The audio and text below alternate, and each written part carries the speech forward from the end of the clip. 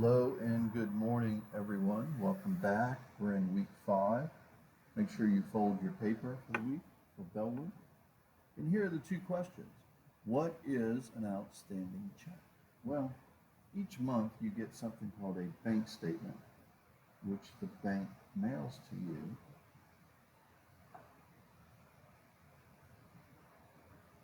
And on that statement, you have deposits and checks.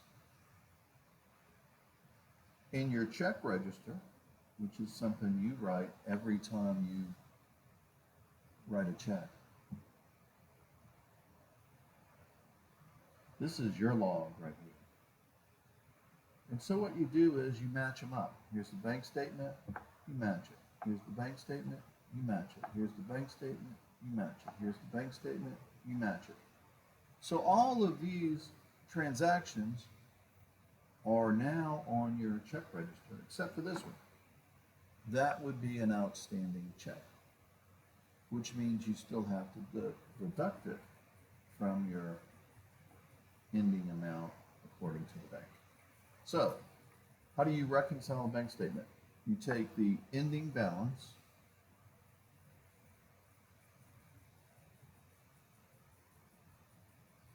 on the bank statement minus any outstanding checks minus, or rather plus, any outstanding deposits that don't show up on that bank statement. And that's how you reconcile it. Let's talk about today's work. On a new sheet of paper, copy down this formula here. There's two types of interest. There's simple interest and compound interest, but for today, we're going to be talking about simple interest. This is the one you see on car loans and also on home purchases. Time is expressed in years. So, if they tell you the principal amount is $5,000, that's how much you're going to borrow. If they tell you the rate is 4%, and they tell you the years is 4 years. Copy that down.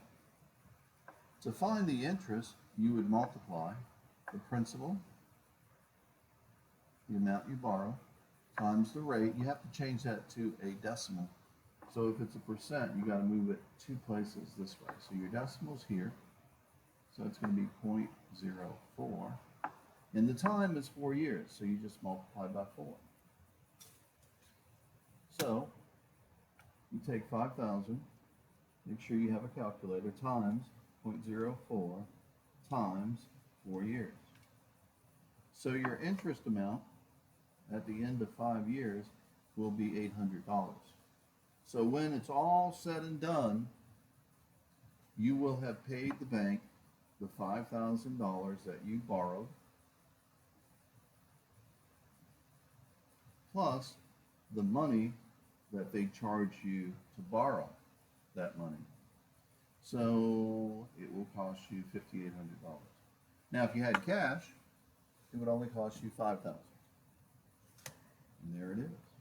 And that's how you figure it out. Suppose that we do have example 2, where you borrow the $5,000, okay, and it's still 4%. All right.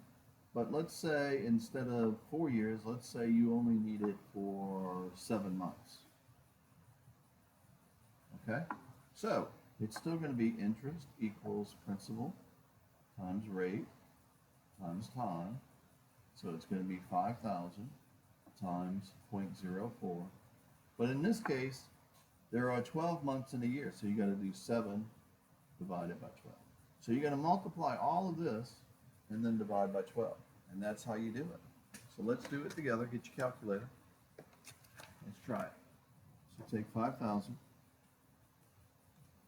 times 0.04 times 7, press equals, divide by 12, and you get $116. And that's your interest. So on today's work, I want to see the formula.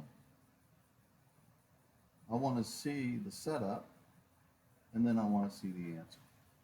And if you fail to show me those three, you will not receive credit. Today you have a worksheet. It's on Canvas as usual, or will be by the time I finish working this morning.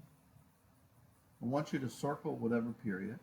Here it is. The answers are on the back.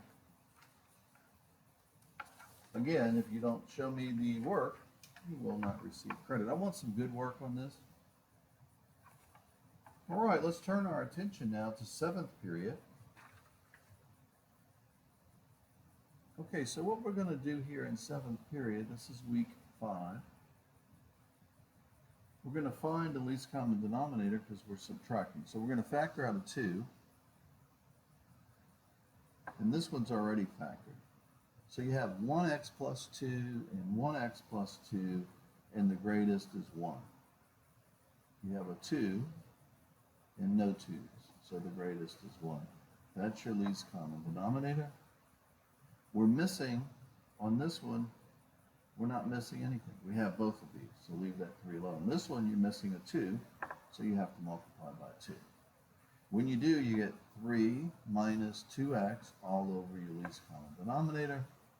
There's nothing else you can do, and that's that. Let's talk about complex fractions. On a new sheet of paper, copy this one down. All right, so let's talk about it. How do you do that? Well, you first break it up.